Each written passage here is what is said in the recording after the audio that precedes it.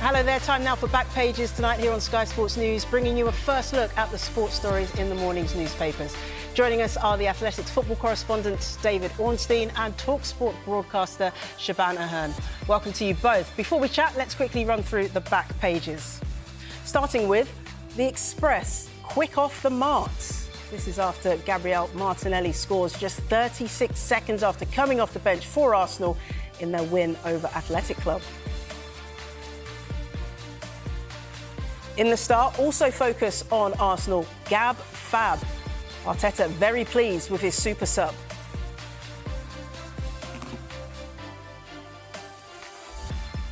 This, in The Guardian, focuses on the other side of North London. Spurs, as they also make a winning start to their return to the Champions League. They win 1-0.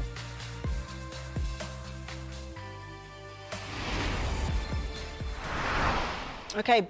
Impressive wins there for both Premier League sides tonight in Europe, Arsenal and Spurs. Let's start with Arsenal, though, David. And how impressive was this win on the road? Could have been a tricky tie, but Arsenal got the 2-0 win that they wanted. I think it was massive, Jess. I think it's two English clubs prior to Arsenal have won against Bilbao at St Mamés in Europe, and so Arsenal become the third side. The atmosphere seemed incredible there tonight in the Basque region, and also the sort of intensity of the opposition. They were all making their Champions League debuts, which is a real rarity. I don't think that's happened with an English side since Blackburn in 1995. And Arsenal, having reached the semi-finals last time round and wanting to go better this season and try and push on and win some silverware under Mikel Arteta. They've invested so heavily. They've added real depth to their squad. We saw that again tonight with the substitutes or finishers, as Mikel Arteta described them, Martinelli and Trossard combining for both goals to make the difference. And Arsenal have a lot of room for improvement still, but that's a fantastic, very important, even lucrative victory with the money you earn for each win in the sort of new format competition. And it also sets them up really nicely for Manchester City, that huge match on Sunday, and they get a couple of extra days over City to rest before playing them at home too. Yeah, Siobahn, we'll talk about the improved squad depth of this Arsenal side, but it was actually an older player that came in and did the job for Arsenal, and Gabriel Martinelli took just 36 seconds after coming on in the second half to get that goal. How impressive was he? Because he's been under some pressure, hasn't he? Yeah, I mean, that's Mikel Arteta's put himself in this position where he can start to change up what's been an absolutely excellent centre-back pairing for Arsenal. Mosquera's really hit the ground running, and Mikel Arteta said it in the press conference. He said it post-match as well. It's difficult for him to leave the likes of Martinelli on the bench, somebody who's been so important to his side and the job that they've been doing, especially over the last couple of seasons.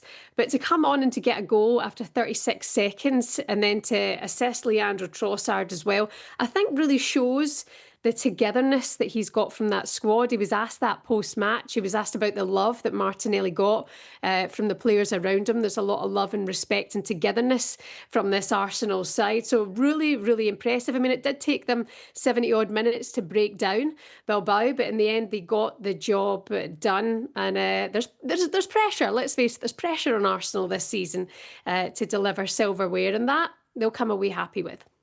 We have to talk about the squad depth, don't we, David? Because they didn't necessarily have this last season, but they've invested heavily, £250 million in their summer transfer window. 5 of the 8 new signings started the game this evening, and it seems to be paying off for this Arsenal side. Yeah, it really does. Let's be clear, they've done really well in the last few years. 3 consecutive second-place finishes in the Premier League and the Champions League semi-finals. No other English team got that far, and they should have really gone through against PSG. If it wasn't for Donnarumma, they would have. But they have suffered very severely with injuries and absentees in those 3 years, you could say. And now that seems to be very different, because those that are coming in, Siobahn pointed out there, Mosquera, who seems an absolute revelation at, £13 million? A real nod to Andrea Berta, the sporting director in at Arsenal now. And you're seeing that across other positions as well, even in the fullback roles and into midfield, a number of different options. I think it was Norgard on the bench for the first time in Arsenal colours this evening. And then if you go into the positions further forward, you've got Eze starting, and what a signing that could prove to be. It wasn't his best night tonight, but he's made his Champions League debut. The same with Noni Madueke, who had another really good game on the right side in the absence of Bukayo Saka.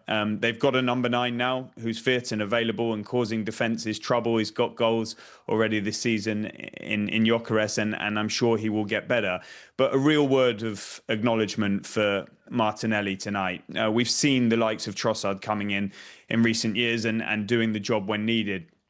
But Martinelli's essentially lost his place just recently. There has been scrutiny on him, as you say. There was speculation over whether he might have been sold in the summer. Yet what he did in the Bernabeu against Real Madrid with that crucial goal, he's replicated it again tonight with a brilliant run and maybe a slightly fortuitous finish.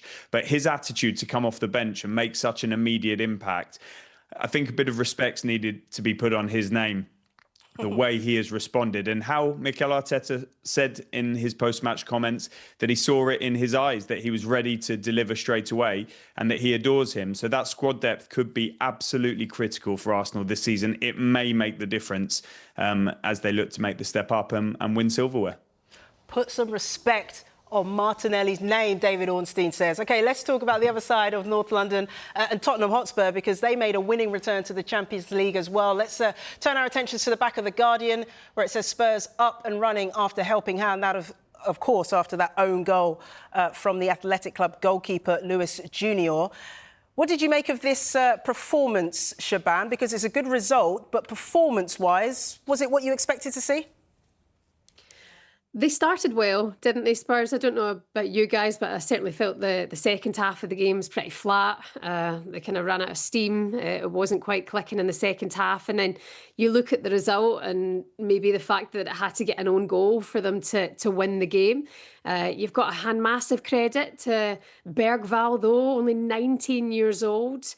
And he's becoming a bit of a fan favourite, isn't he, for Spurs? He did create tonight, and it was a huge error from the goalkeeper from Villarreal. And that's why Spurs managed to win 1-0. I expected more from them. I really did, because they started strong. But at the end of the day, they come away with the win, and they'll be happy with that. There's something about this Thomas Franks Spurs side. You know, another win, another clean sheet. Perhaps this could be a decent campaign from the Champions League. If you look at the run of games that they've got, the teams that they're facing, they might be fancying themselves. Maybe they could be dark horses this time. Yeah, David, we've spoken about Arsenal's strength in depth. Do Spurs have that same quality? Because we saw last season just how many injuries they got and how it decimated the squad and the performance of the squad. Do they have enough right now as it stands to compete in two big competitions in Premier League and Champions League? Well, to answer your question, have they got as much as Arsenal? Probably not, because they've not invested to the same level. They've not been in the Champions League for as long as them. But they do have some depth now. If you look at the players they brought off the bench, including Kolo Muani, who's a really high-level new signing, Brennan Johnson, who scored so many goals for them, and so on. I mean, it wasn't the most convincing performance, and Villarreal, who are a very good side, did have chances of their own. But to get off to a winning start in a group that really sees them only tested a couple of times later in the competition, you know, they've got a group that they should come through. Optimism will be high at Spurs that they can do well in Europe for the second season in a row. And Siobahn rightly points out, Lucas Bergvall, what a talent in his first season. He looks to have got even better this time round. He's only 19 years old. And yeah, they're posing a threat across the pitch. Thomas Franks made a really good start. I think that's 9 goals scored, none conceded other than that Bournemouth match that they lost. And so, yeah, I mean, they'll expect to go far in the competition, but there are bigger beasts than them and better sides. That doesn't mean to say that they can't challenge them. But the way that they have recruited in their own right this summer, and maybe it's an ongoing process at Spurs because there's still positions that they need to address, but they look in pretty decent shape so far. And in Frank, they've maybe got a more measured style of play than the sort of all-out intensity that we saw under Ange Postecoglou that ultimately, you're right, was ravaged by injuries, and they'll be desperate to avoid that again this time round. Yeah, Thomas Frank making his Champions League debut. Siobahn, do you feel as though we're starting to see his vision and the way he wants Tottenham to play come to life now? Yeah, I mean, I think certainly in the first kind of half hour, the first 35 minutes of the game, you saw that kind of style. They were passing, they were popping the ball about nicely. There was a lot of togetherness from that Spurs side. It did fizzle out, in the second half of the game. What started as a very positive performance started to burn out with Spurs. That would concern me slightly. Again, perhaps that squad depth, they need a little bit more on the bench, more support maybe coming in towards the end of the second half of the game. But at the end of the day, it's job done for Spurs. There were some really positives to take away from that game. Yeah, there was. On to Brighton and the South Coast they march. OK, we'll take a quick break now. When we come back, we'll take a look at more of the sports stories in the morning newspapers, including this in the eye as Alexander Isak prepares for his Liverpool debut. Arne Slot is defending their summer spending spree. Stay with us.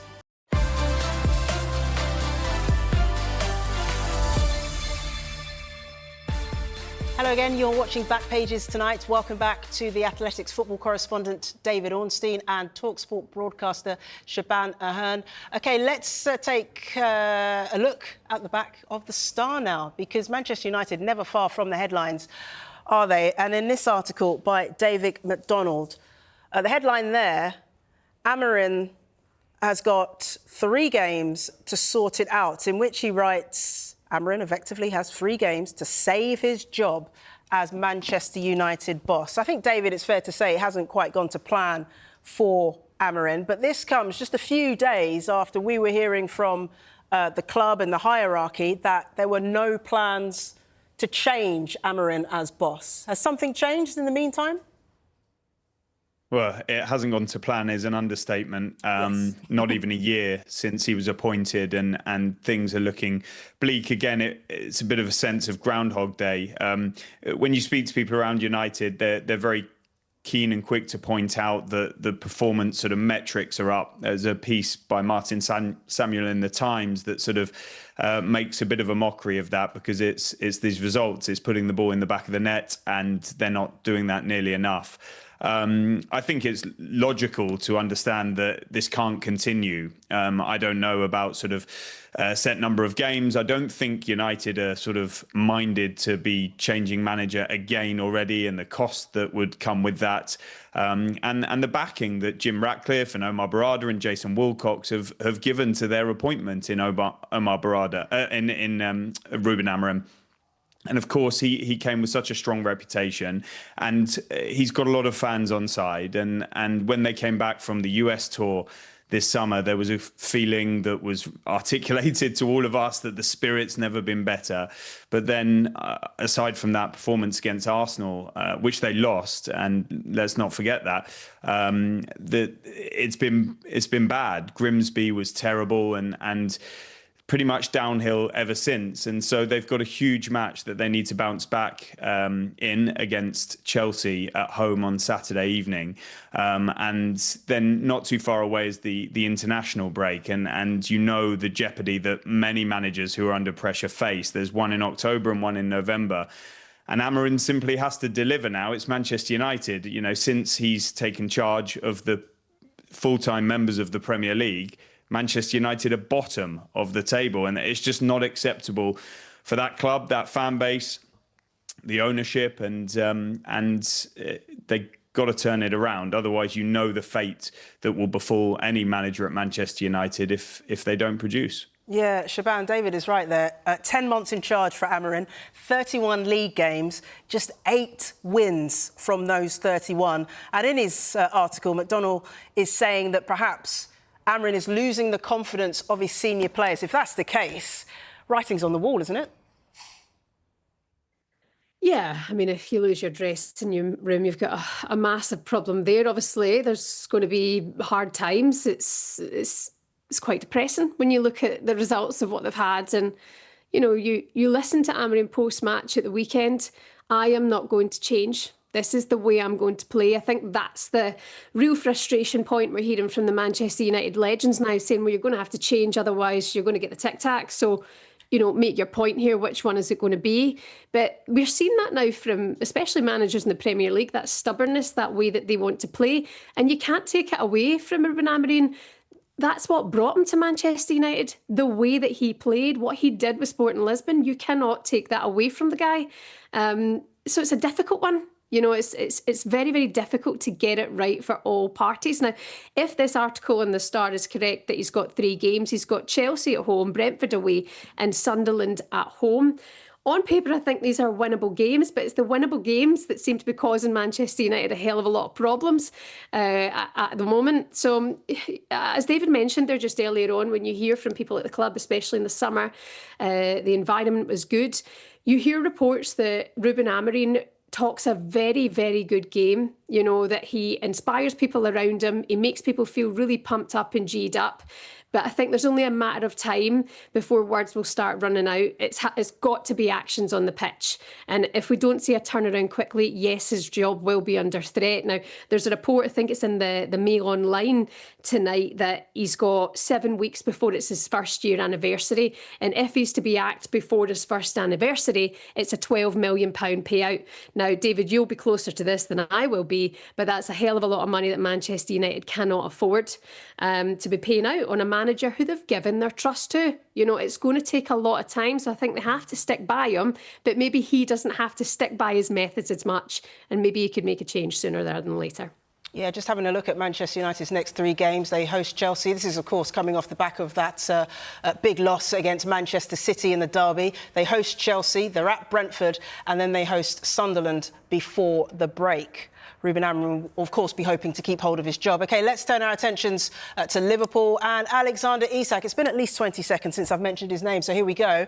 In the back of the Times, we're talking about his fitness because he's played just 18 minutes of competitive football this summer because, of course, he decided he didn't want to play for Newcastle in the pre-season. He's only played those 18 minutes for Sweden. There is a chance that he could make his debut tomorrow. David, what are the chances, though, considering that we don't really think that he's match fit yet?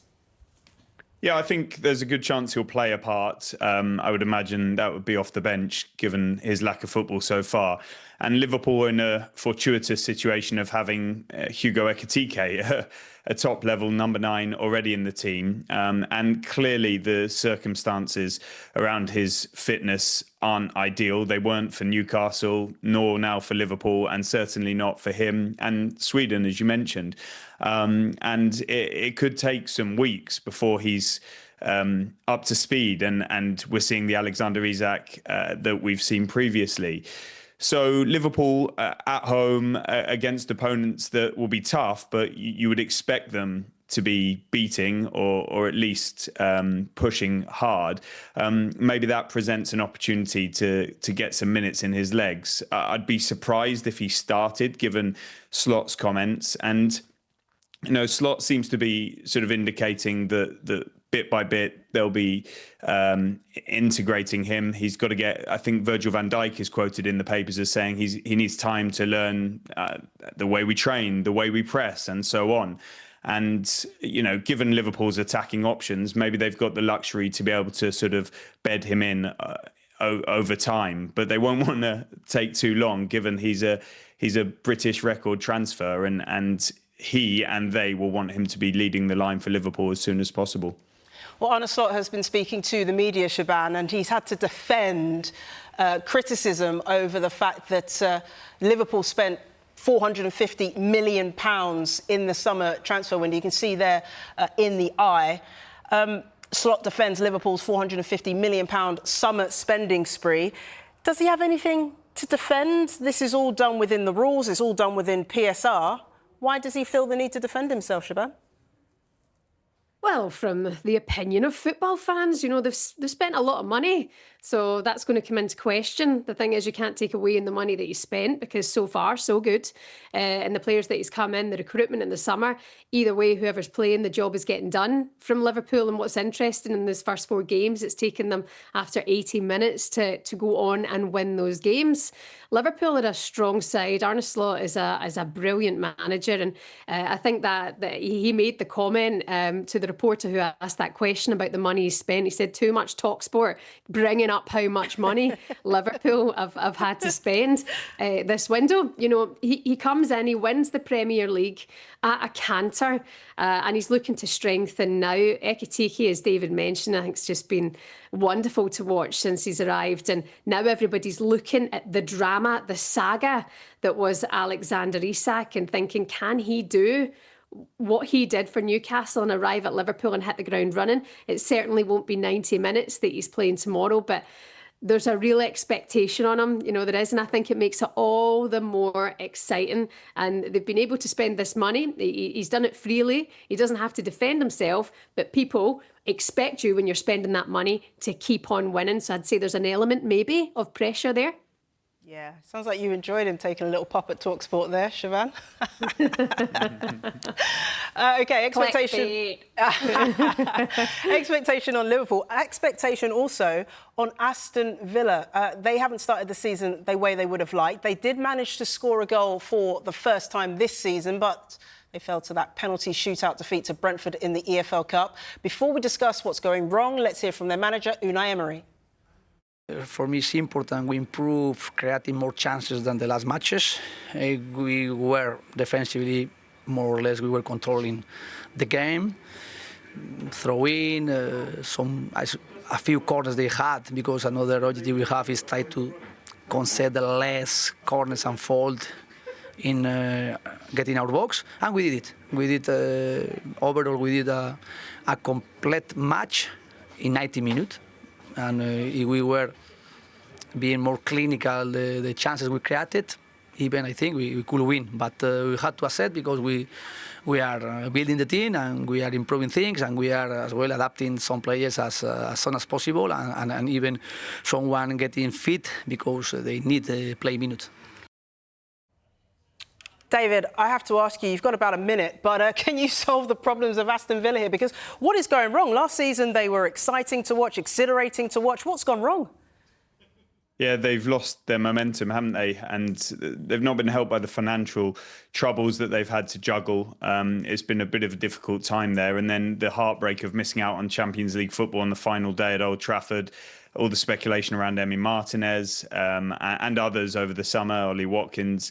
They've kept the nucleus together, but they just need to get a result. They'll need to bounce back against Sunderland. They've then got Bologna in the European competition. And need Ollie Watkins to start firing, and Morgan Rogers and John McGinn, who did play well tonight, to step up and get them back on track, because it's been a really difficult start. They're off the mark in terms of a goal, but still need a win, and that looks like it's quite hard to come by at the moment. OK, Siobahn, you've got about 10 seconds or so. What's gone wrong with Villa? Can they reel it back? PSR, I think, is just a nice, simple way to put it. You know, they've been hampered by that. Yes, Ollie Watkins, I think, has been an issue there as well. Perhaps maybe Unai Emery shouldn't have dropped him in that Champions League game. Perhaps he's lost his momentum as well. But I think Villa can bounce back. Yeah, Unai Emery's an outstanding manager, and we know the job that they can do.